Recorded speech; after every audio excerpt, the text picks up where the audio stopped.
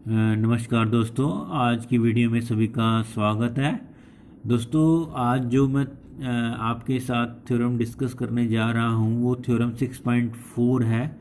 Previous video में मैंने आपके साथ थ्योरम 6.3 डिस्कस किया था और मैंने ये भी आपको बताया था कि जो थ्योरम 6.3 है वो basically similarity criteria for two triangles कौन सा है, एंगल एंगल एंगल। तो आई होप आपको दोस्तों समझ आ गया होगा एंगल एंगल एंगल क्राइटेरिया।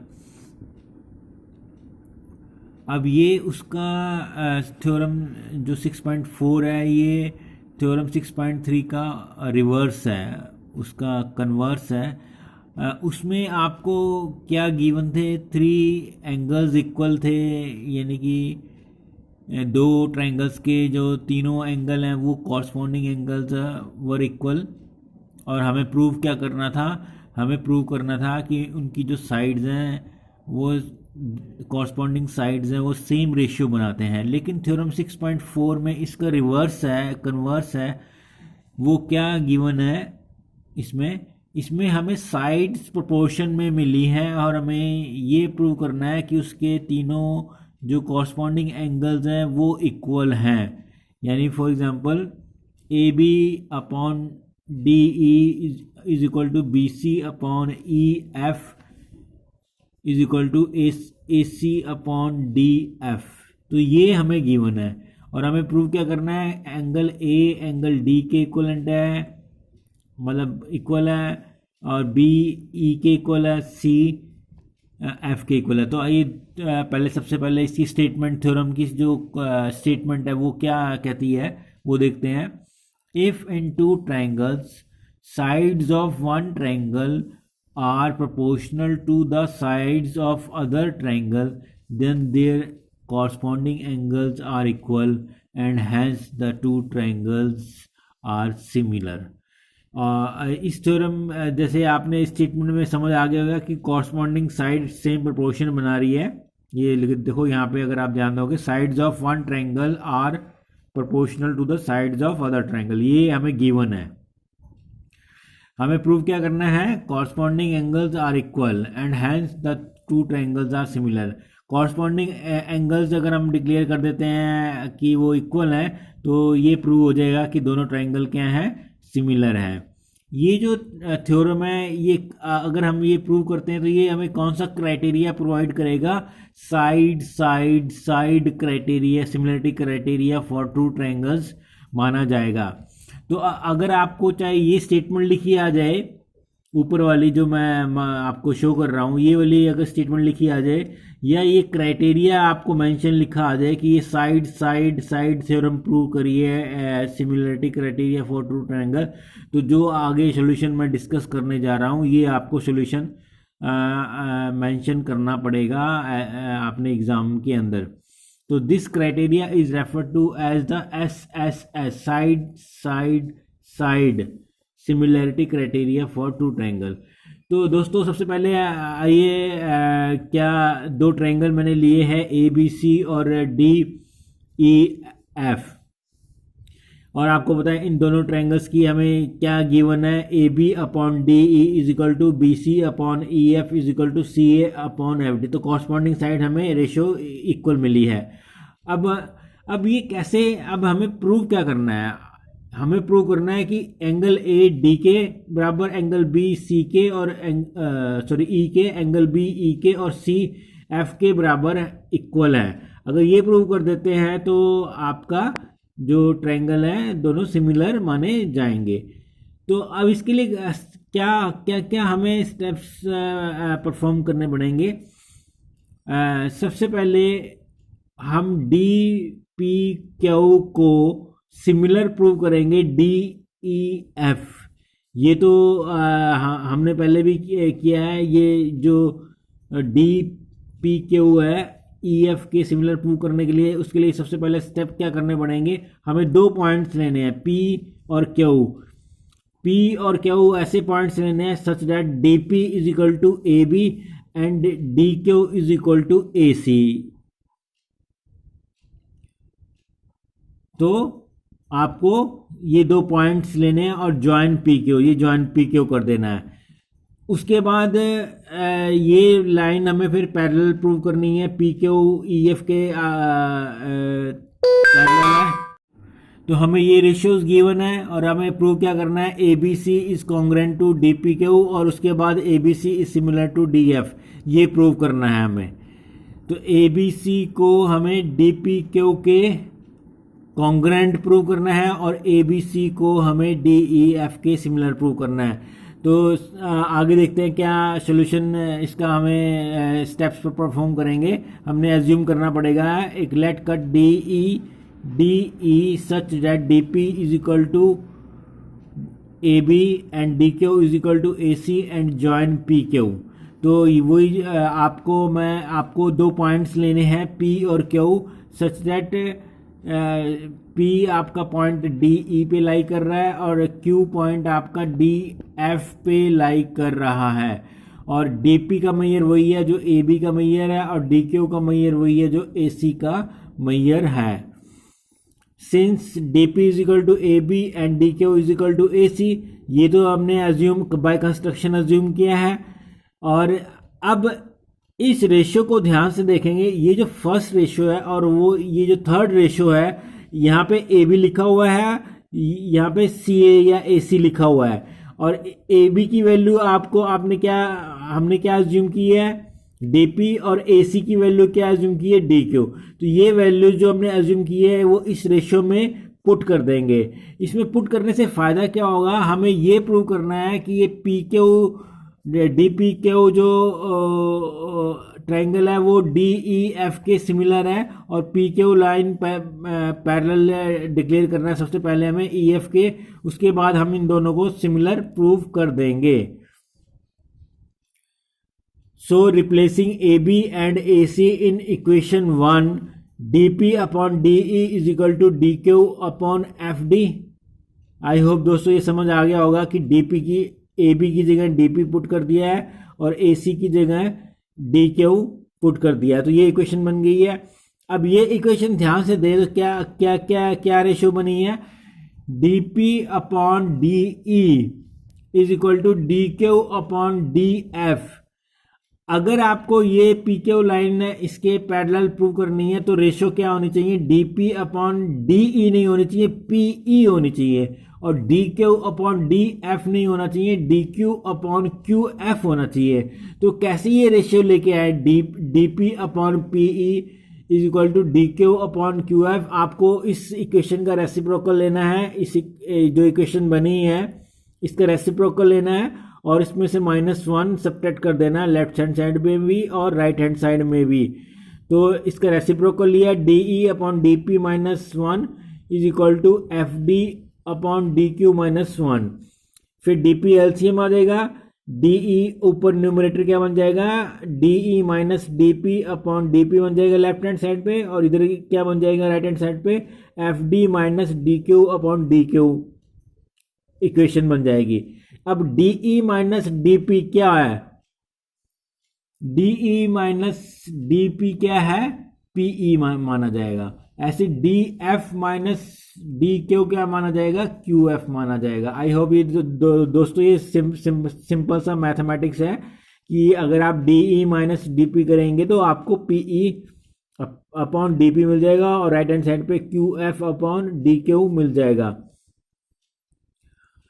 अब इसको इस रेशो ये जो हमें मिली है इसका रेसिप्रोकल ले लेंगे हम, तो इक्वेशन क्या बन जाएगी, D P upon P E is equal to D Q upon Q F. ये थर्ड नंबर की इक्वेशन मैंने इसको मार्क कर दिया है। अब अगर ये रेशियो दो इक्वल है तो इसका मतलब क्या है, पी क्यू और ई एफ पैरेलल है। अगर ये दो ratio if D P upon P is equal to D Q upon Q F then P Q is parallel to E F. क्यों पैरेलल है, by converse of BPT. Converse of BPT theorem के through ये दो lines क्या है, parallel है। अगर ये दो लाइंस पैरेलल हैं, अगर पी क्यू पैरेलल ई एफ है तो पी एंगल ई के बराबर है और क्यू एंगल एफ के बराबर है। आई होप दोस्तों ये समझ आ गया होगा कि ये दो पैरेलल लाइन है तो ये जो P और E है corresponding angles of two parallel lines माने जाएंगे, ऐसे Q और F corresponding angles of two parallel lines माने जाएंगे, इसलिए ये दो P और E इक्वल है और Q और F इक्वल है।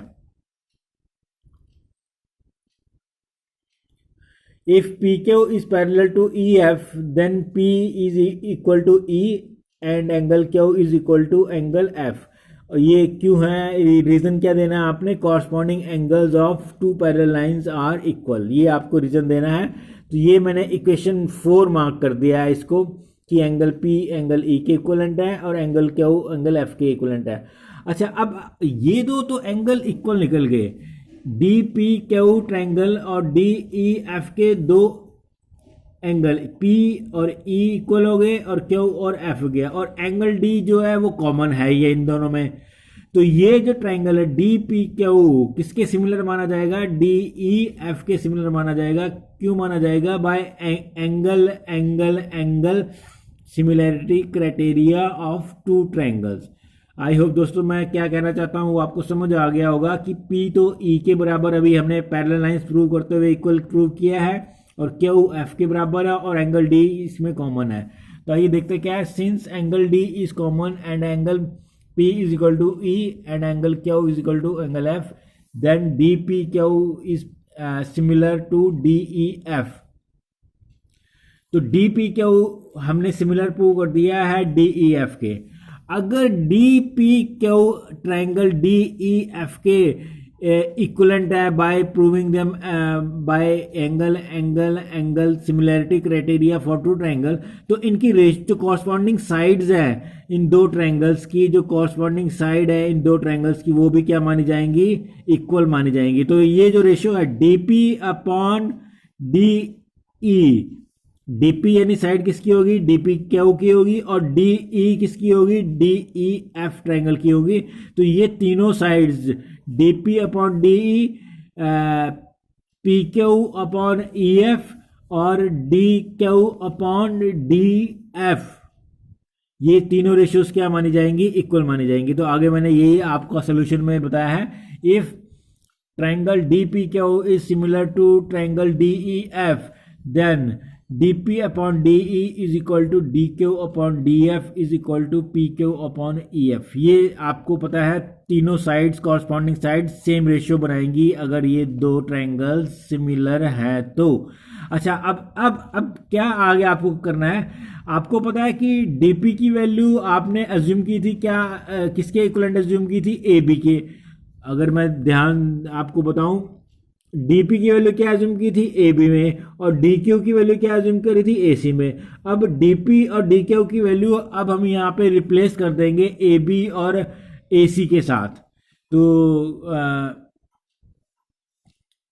आल्सो फ्रॉम इक्वेशन वन क्या कहती है, इक्वेशन वन कहती है, इक्वेशन वन यहाँ मैंने मार्क की थी, ये देखिए इक्वेशन वन से हमें पता है ये तीनों पहले से ही प्रोपोर्शन में है लाइंस, तो इसमें जस्ट मैंने यहाँ रिपीट करके लिख दिया, also from equation A B upon D is equal to B C upon E F is equal to C A upon F D. अच्छा, अब यहाँ मैंने बता दिया कि डी पी की वैल्यू ए बी रिप्लेस करनी है एंड सी ए की वैल्यू डी क्यू रिप्लेस करनी है। देन रिप्लेसिंग 6 इन 5 इक्वेशन, 5 कौन सी इक्वेशन है, ये जो मैंने सिमिलर ट्रायंगल प्रूव करते हुए रेशियो बताई थी आपको, ये 5 में क्या रिप्लेस कर देंगे, ये 6 इक्वेशन की जो वैल्यूज हैं डीपी और सीए की जो वैल्यूज हैं वो पुट कर देंगे हम। तो क्या रेशियो बन जाएगी, A B upon D E is equal to C A upon D F is equal to P Q upon E F. तो अब ये रिप्लेस करने के बाद इस इक्वेशन को और इस इक्वेशन को आप अगर ध्यान से देंगे, A B upon D E और C A upon F D इधर भी है और इधर भी है, इन दोनों इक्वेशन में ये वाली रेशियो और ये वाली रेशियो आपका ए बी अपॉन डी यहाँ पे भी है और C A upon D F या एफ डी यहाँ पे भी है। तो इसका मतलब ये कि इस फ्रॉम दिस एंड दिस हमें क्या पता लगा कि B C upon E F is equal to P Q upon E F. यही तो हुआ ये तो दो साइड्स आपकी कॉरस्पॉन्डिंग साइड्स की रेशियो जो है वो तो सेम मिल गई है इसमें भी, फ्रॉम इक्वेशन 1 में भी, और from this equation A B upon D is equal to C A upon D F is equal to P Q upon E F. तो ये B C upon E F किसके बराबर मानी जाएगी, पी क्यू और अपॉन ई एफ। तो from 1 and 7 ये है, 1 ये है इक्वेशन, तो B C upon E F is equal to P Q upon E F, ये दोनों बराबर माने जाएंगे। ई एफ ये उससे कैंसिल हो गया, कैंसिलिंग ई एफ क्या मिल गया हमें, B C is equal to P Q मिल गया, cancelling E F on both sides, then B C is equal to P Q. ये इक्वेशन 8 हो गई है। अब जो थोड़ा ध्यान से समझना, हमने बाय कंस्ट्रक्शन क्या एज्यूम किया था, DP is equal to A B. ये आपको मैंने जब एज्यूम किया स्टार्टिंग में बताया था कि क्या एज्यूम करना है, और C A is equal to D Q, ये दो चीजें तो बाय कंस्ट्रक्शन हमने एज्यूम कर ली। और B C is equal to P Q, B C is equal to P Q हमने यहाँ इक्वेशन 8 में प्रूव कर दिया है कि बी सी किसके बराबर है, पी क्यू के बराबर है। यहाँ फ्रॉम इक्वेशन 7 लिखा हुआ है, सॉरी दोस्तों, ये इक्वेशन 8 होना चाहिए था, ये फ्रॉम इक्वेशन 8 होना चाहिए, यहाँ पे 7 लिखा हुआ है। आप इसको अपने नोट्स में जब लिखोगे तो 8 लिख देना। अब ये तीनों साइड्स अगर ये बराबर है तो इसका मतलब ये A B C is congruent to triangle D P Q. कहने का मतलब ये डी पी ए बी के बराबर है, डी क्यू ए सी के बराबर है, और पी क्यू बी सी के बराबर है। तो ये दो ट्रायंगल क्या माने जाएंगे, कॉन्ग्रेंट माने जाएंगे। क्यों कॉन्ग्रेंट माने जाएंगे, triangle A B C is congruent to triangle D P Q by side congruency criteria of two triangles. तो ये साइड कॉन्ग्रेंसी लिखा है, सिमिलैरिटी नहीं लिखा है। सिमिलैरिटी तो हमें अभी प्रूव करना है, सिमिलैरिटी तो हमें इसमें ये हमें थ्योरम प्रूव कर रहे हैं। तो ये जो दो ट्रायंगल्स कॉन्ग्रेंट डिक्लेयर किए हैं वो क्यों कॉन्ग्रेंट है, by side congruency criteria of two triangles. अच्छा, अब ये ए बी सी और D P Q, A B C और डी पी क्यू क्या माने गए, कॉन्ग्रेंट माने गए। अगर कॉन्ग्रेंट है, अगर if triangle A B C is congruent to D P Q, तो उनके कॉरस्पॉन्डिंग एंगल्स भी क्या होंगे, सारे इक्वल होंगे। आपको पता है, know the angles opposite to equal sides will be equal. आप कॉन्ग्रेंट है तो उनकी कोई भी दो साइड का, know the angles opposite to equal sides will be also equal. ये आपको पता ही है कि angles opposite to equal sides भी क्या होते हैं, सारे इक्वल ही होते हैं। तो एंगल ए एंगल डी के बराबर हो गया, यानी एंगल ए डी के बराबर हो गया, बी पी के बराबर हो गया, सी क्यू के बराबर हो गया।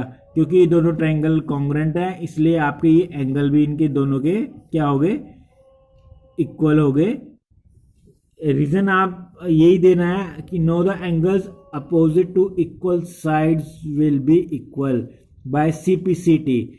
सीपीसीटी का मतलब होता है corresponding parts of congruent triangle. CPCT का मतलब होता है कि जो तीन तो हमने साइड्स हमें इक्वल प्रूव कर दी हैं, और जो रिमेनिंग 3 हैं वो क्या है, बाय सीपीसीटी है, corresponding parts of congruent triangles. तो अब ये अगर तीनों एंगल इक्वल है, आपको पता है P किसके इक्विवेलेंट हमने प्रूव किया था, इक्वेशन 4। अगर आप ध्यान से देखेंगे, इक्वेशन 4 ध्यान से देखेंगे, P हमने E के बराबर प्रूव किया था, और एंगल Q F के बराबर प्रूव किया था।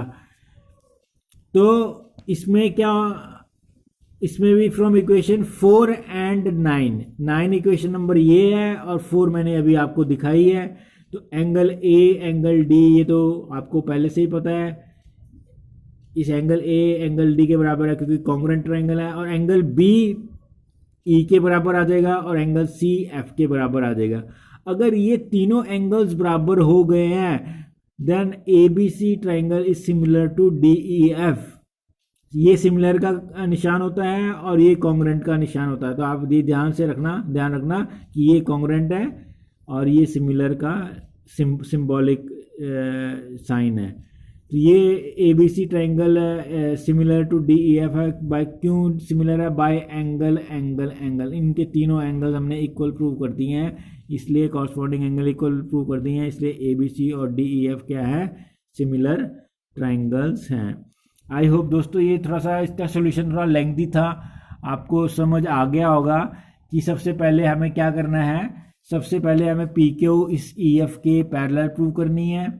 पैरेलल प्रूव करने के बाद डी पी क्यू और ट्रायंगल डी ई एफ को सिमिलर प्रूव करना है। सिमिलर प्रूव करके फिर उसके बाद डी पी क्यू को ए बी सी के कॉन्ग्रेंट प्रूव करना है। कॉन्ग्रेंट प्रूव करने के बाद ए बी सी और डी ई एफ को सिमिलर प्रूव कर देना है। तो ये 3-4 स्टेप्स हैं आपको जो परफॉर्म करने हैं इस थ्योरम को सॉल्व करने के लिए। मैं दोबारा बोल रहा हूँ, ये 3-4 स्टेप्स क्या हैं। पहले पी क्यू को ई एफ के पैरेलल प्रूव करना है। ई एफ के पैरेलल प्रूव करने के बाद ट्रायंगल डी पी क्यू को डी ई एफ के सिमिलर प्रूव करना है, सेकंड स्टेप ये। फिर उसके बाद third step A B C को ट्रायंगल डी पी क्यू के कॉन्ग्रेंट प्रूव करना है, ये थर्ड स्टेप। ये प्रूव करने के बाद फिर ट्रायंगल ए बी सी को ट्रायंगल डी ई एफ के सिमिलर प्रूव करना है। ये 4 स्टेप इसमें परफॉर्म करने हैं। आई होप दोस्तों आपको ये समझ आ गया होगा। फिर भी अगर आपका किसी का भी डाउट बनता है तो आप मुझे कमेंट सेक्शन में अपना डाउट या क्वेरी जो भी है आपकी वो भेज सकते हैं। आज के लिए इतना ही। नेक्स्ट वीडियो में देखेंगे थ्योरम 6.5। Thank you.